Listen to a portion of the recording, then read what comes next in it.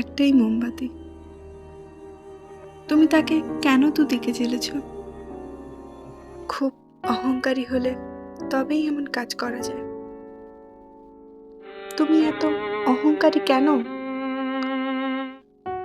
চোখে চোখ রাখতে গেলে অন্যদিকে চেয়ে থাকো, হাতে হাত রাখতে গেলে ঠেলে দাও, হাতের আমলকি মালা হঠাৎ টান মেরে তুমি ফেলে দাও, অথচ তারপর এত শান্ত স্বরে কথা বলো যেন কিছুই হয়নি, যেন যা কিছু যেমন ছিল ঠিক তেমনই আছে।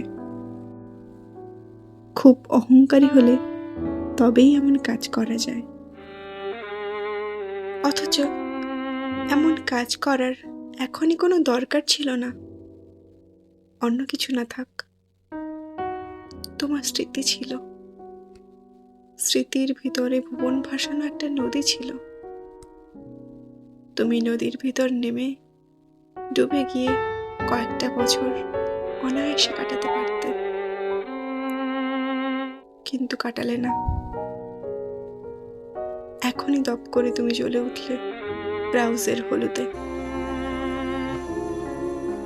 খুব অহংকারী হলে তবেই এমন কাজ করা যায়। তুমি এত অহংকারী কেন? একটি মোমবাতি, তবু অহংকারে তাকে তুমি দুদিকে জ্বেলেছ।